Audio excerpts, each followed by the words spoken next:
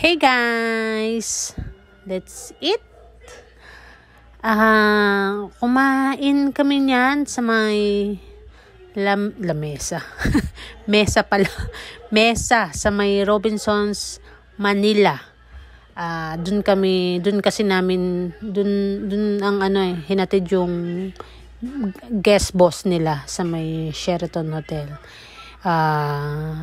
Hindi, ang kain namin is nung hapon pa, yung chicken nga lang tsaka mojos. Kaya nagutom tayo sa sobrang haba ng nilakad, biyahe. Kaya talagang hindi na nakakain dun sa may Tagaytay kasi nga nagmamadali si guest boss. So, syempre kahit paano may edad na, kaya hindi na masyadong palagala. Ayun, nagyaya ng umuwi. At hindi na kami nakakain ng dinner. Kaya nung kami na lang dalawa ni hubby, hindi na nahintay ng hubby ko na makauwi sa bahay talaga. As in, naghanap kami ng mga kakainan. Napadpad nga kami sa Robinsons, Manila. Yan, nakahanap kami. Ilang restaurant din yung sinubukan naming puntahan. Kaso, wala. Close na sila. Kasi 10 p.m. lang ata yung 10 p.m. lang. 10 p.m. lang yung tinanong ko sa guard kung anong oras. Talagang pinakita pa ng asawa ko kung saan kainan niya. Anyway, tapos, ayan, scallop pala. Yan yung scallop. Yan yung sinasabi kong scallop na masarap talaga siya. First time kong nakakain ng scallop na hindi ganun kalansa. Kasi normally, yung mga nakakain ko sa iba, yung natitikman ko, yung nalalansahan ako. Ayoko na kasi malansa, parang di na ako muulit pag nakakatikman ko ng malansa. Ayun na nga. Sana tayo? Yun. Sana nga ba tayo? Nakalimutan ko na yung ko. Kaya ayoko nagpuputol lang mga sinasabi. Nakakalimutan ko na Yun. Naghanap tayo niyan. Ilang restaurant yung hinanapan natin? Mga 3, 4. So, close na. Napagtanungan ko dun sa guard dun sa entrance ng mall kung hanggang anong oras yung mall. So, 10 o'clock daw.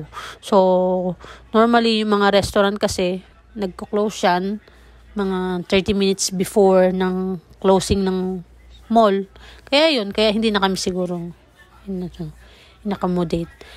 Pero yan, sa mesa, tumanggap pa naman sila. Actually, kami na yung last customer Pero, syempre, masaya kami. Makakakain din kami. Gutom na gutom at pagod Parang kasi pag uwi kang gutom na gutom, iba yung dating. Kaya, mas maganda. Makakain kami. Yan. Ano lang kami niyan, tahimik. Hanggat maaari, kain lang kami ng kain niya kasi sobrang gutom na nga. At the same time, na-enjoy naman namin yung pagkain dahil nga masarap. Lahat siya masarap. Yun nga na parang yung order namin, ang dami. Na in-expect namin na hindi naman ganun karami. 2 to 3 packs siya. Good for 3 person siya. Ako naman, hindi naman ako masyadong malakas magkakakain. Nagda-diet mode nga. Nagda-diet nga ako, diba? Ay, nako, nabaksak pa. Naayos ko kasi siya yung focus niya Kung siya, mas magandang angulo Kaya, ayan. Pasensya nyo na. Yun na nga, nagda-diet kasi ako. Diet ba tawag doon o reduce lang? Kasi yung diet, alam ko yung mga diet, ng mga healthy food, hindi naman masyado. Ang kadalasan ginagawa ko, reduce. Nagbabawas pa ng kanin. Kaya na nga, hindi napakarami. Para sa akin, marami siya. Si hubby rin naman.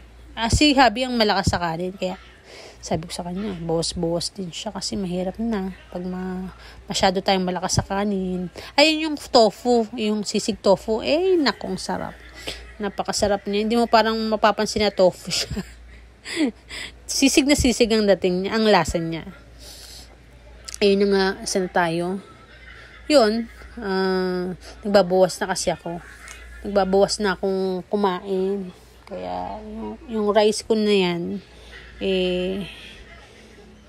sa pilitan na maubos para lang ilang araw na nga ako kumakain ng heavy actually hindi man heavy, parang marami-rami kumpara sa mga ginagawa kong pagre-reduce. Ayun na nga, ayan o, di ba? Sweet ang asawa ko, napaka-sweet. Binigyan gusto niya nga, tumaba, nananaba na nga kaming dalawa pareha. Ayan, dinagdagan niya yung kanin ko kahit ayaw ko na. Pero syempre, dahil masarap siya, sige lang, pikit mata. Ngayon lang naman kakain ulit ng marami. Sayang naman. Pero alam ko, hindi namin maubos yan eh. Matitake out namin yun. Tsaka kasi anong oras na? Ano na yan? Mag-closing na sila. Mapapansin nyo, ang tao na lang ata, kaming dalawa ng asawa ko. Ay, nasabi ko ba sa inyo may pansit canton? Ay, oo, nasabi ko nga. Ayan, masarap din yung pansit canton. Ewan ko ba kung masarap talaga siya o talagang lahat sa akin masarap. Pero frankly speaking, masarap talaga siya. Natutuwa nga ako. Lahat ng napipili naming kainan masarap. Wala hindi katulad dati, pag yung may napipili kaming mga pagkain parang ano ba yan? Sana hindi palang mahal-mahal sana. Ganun ba? Yung ganun naman, yung mga ganung pinagsisihan. Yun na nga. Kasi masarap. Masarap siya lahat. Ultimong yung tofu, yung rice, yung barbecue. Yung barbecue medyo maliit lang siya eh. Pero okay naman na. Ay, may manok pa pala siya. Parang yung pangsamang inasal. Sorry, nakalimutan ko banggitin yung parang mang inasal na. Kaya lang isang parang leg part na, parang thigh part na may kasamang leg. Ayun ko anong tawag dun. Anyway, uminom ako dyan in-order ko pala dyan, red iced tea. Red iced tea is isa sa mga gusto kong sa mga iced tea, klase ng iced tea. Kasi yung red iced tea, unang-una kong natikman niya na inom sa may Tokyo ba. Alam ko doon nag-start yung red iced tea. So, parang ngayon, parang halos lahat na ata ng restaurant may red iced tea na. Masarap. Ako kasi sa akin, ewan ko sa iba, pero sa akin parang, ewan ko, parang pwede na siyang dessert. Kaya, bitin sa akin dyan yung isang basong iced tea. Kaya, nung time na ubos ko na yung iced tea ko, tinikman ko ng konti yun sa asawa ko kasi hindi pa niya naiinom eh. Ang naiinom niya yung tubig eh. Tubig lang eh. Kaya, nakita niya umiinom-inom ako sa iced tea niya. Binigay niya na sa akin. Mag-water lang naman daw siya. Ayaw daw niya yung iced tea. Syempre, gusto ko yun kasi parang, di ba nga, pag kumakain ako ng every meal, gusto ko ng matamis. Gusto ko ng something sweet. Kaya, yun. Pabro sa akin, dalawa yung iced tea ko. Nakadalawang iced tea ako dyan. Pero parang, hindi ako nabondat niyan. Ewan ko lang Kung siguro dahil sa sobrang pagod ko yung time na yan. Ang haba-haba kasi nilakad. Taas-taas. Nakakalula kaya sa hagdan ng ewan ko dun. Ang tawag dun, stairway ba yun sa Tagaytay. Nangangatog at nalula ako ba. Kasi may lula ako sa heights eh. Kaya yun. May parang ewan ko. Yun, anyway, nakakapagod talaga mag-voiceover. Kasi naman pag i-maintain ko yung background ng mismong video, makaka-copyright tayo. Kaya ang hirap sa YouTube, mag-post ng na may music. Kaya kailangan nating mag-voiceover para hindi tayo makopyright.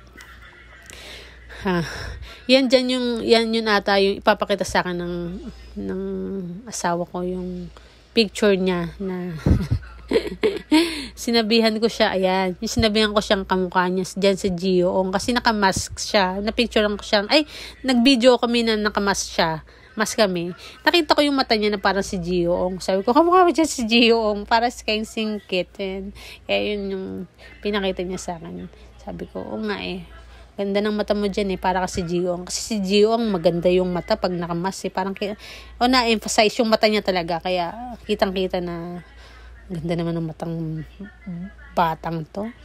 Ayun na nga, nakwento ko lang naman. Kasi nga napakita niya sa akin nakapagod. Baka biglang maputol siya kasi lobat na tong cellphone na yan. Ilang percent lang yan. Na record ko pa yun, mga 7%, 8%. Pero take note, nakailang minuto na record. Buti na lang kahit papano kasi syempre sayang yung yung video pwede ko ma-upload diyan. Kaya pasensyahan na kung mabiglang mawala. Anyway, yun lang.